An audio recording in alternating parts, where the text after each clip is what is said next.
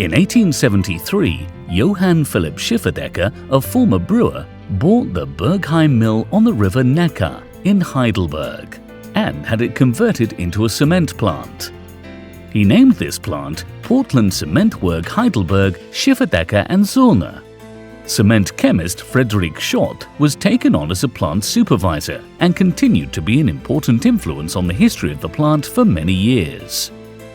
It was a successful start for the company, but on the 4th of February 1895, catastrophe struck. It was on this winter night that the factory almost completely burned down, a major fire that would long remain in the memories of the people of Heidelberg. As the city of Heidelberg was opposed to reconstruction, a new location was sought and then eventually found in Leimen. This is also where the quarries were located for the raw material. The company's administration remained in Heidelberg, however. By the end of 1895, the new cement plant had already started production. The plant was the largest industrial building of the former German Reich. The factory hall alone was 500 meters long and 60 meters wide. Everything was arranged according to work processes. Only the barrel cooperage, which represented a potential fire hazard, and a few ancillary operations were located outside the building. By 1899, the plant already employed 1,110 workers and salaried employees and was producing 80,000 tons of cement a year. With additional purchases and takeovers, the company soon became the market leader in southern Germany. In 1901, a merger with Mannheimer Portland Cement Fabrik AG added plants in Mainz-Schweisenau and Mannheim.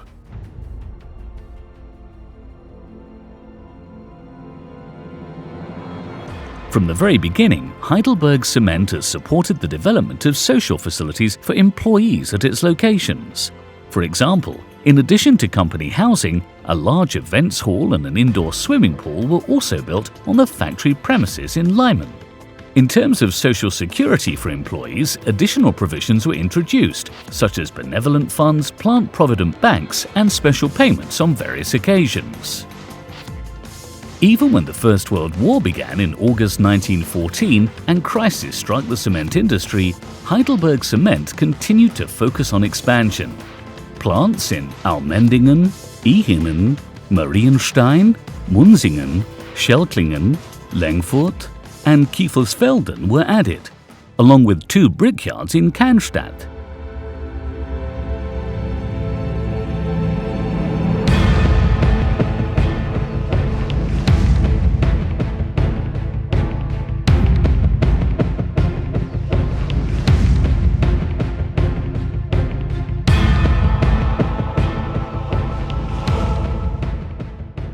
Cement production in Germany was greatly expanded when the National Socialists took power.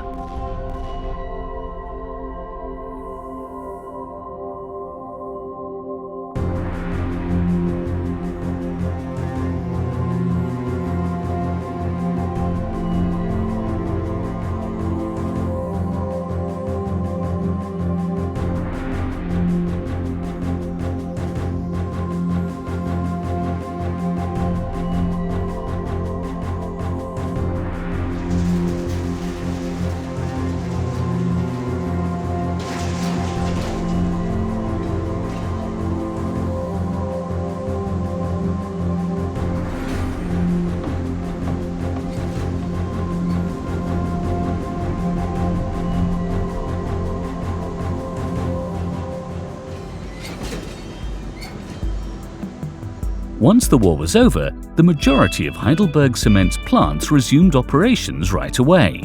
The subsequent reconstruction period was characterized by a rapid upward trend in the cement industry.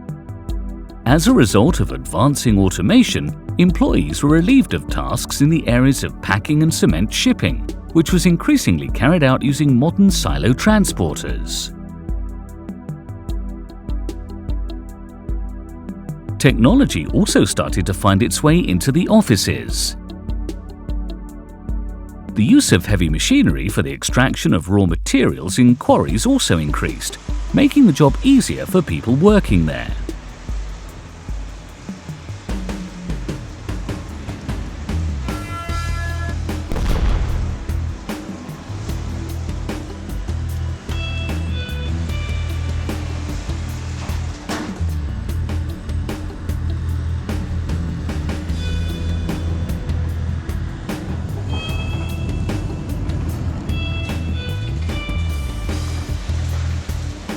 During the period of reconstruction, new products such as plaster and mortar supplemented the company's product portfolio.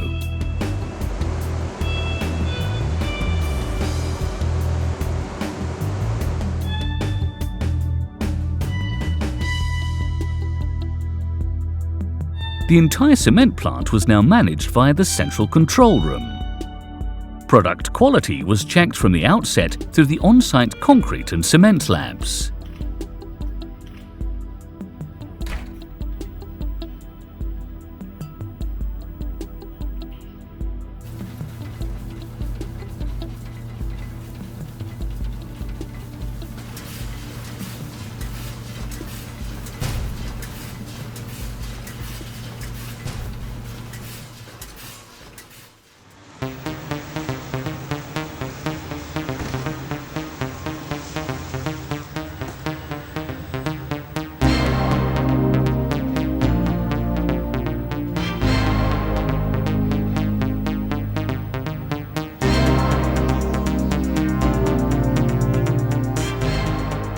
In the early 60s, the infrastructure projects in Germany in particular contributed to growth in cement sales volumes.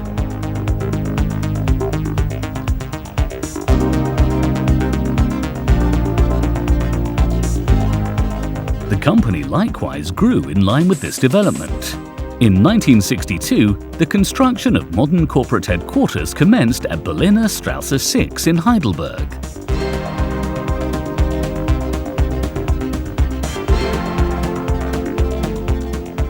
The group's technical office, located in the headquarters, takes care of the planning and modernization of factory buildings, which are always adapted to the latest standards.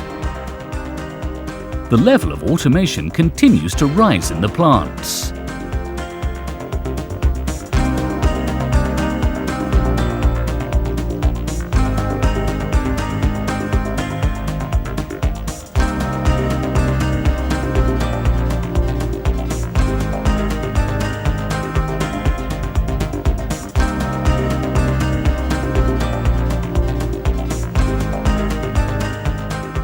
The company entered the relatively new ready-mixed concrete sector in 1960, and business in this area was so successful during the 70s that a new business division emerged from it as a result.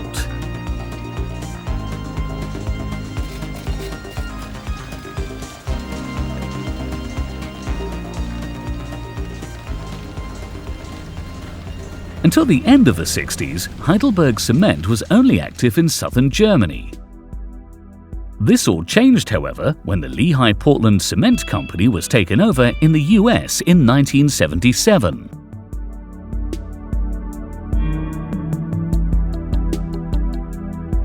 In the late 80s, the political changes in Central and Eastern European countries brought about new opportunities. HeidelbergCement became the largest investor in the building materials industry within this region.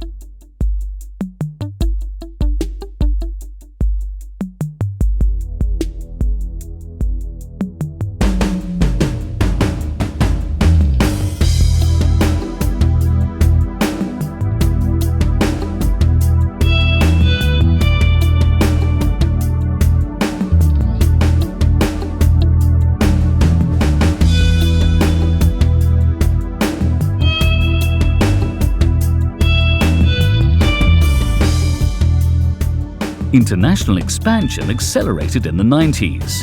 The biggest steps to date were the takeover of the Belgian CBR and the Scandinavian group Scancem, through which the company extended its reach to the business regions of Western and Northern Europe and Africa. The international market presence grew considerably with these takeovers.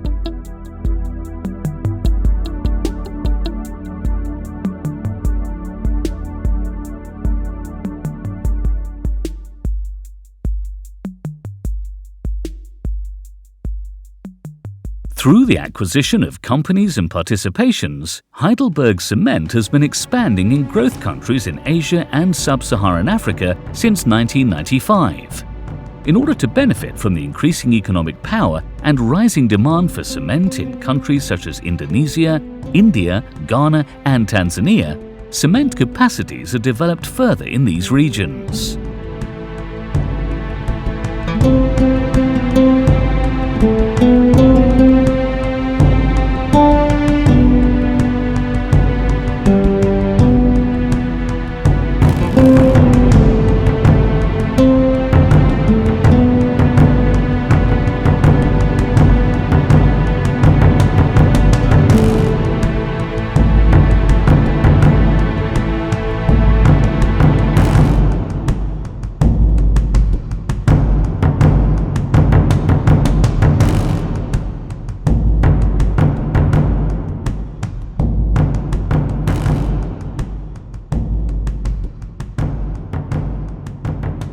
The most recent and largest takeover was that of the British building materials company Hanson plc in 2007, one of the world's largest manufacturers of aggregates.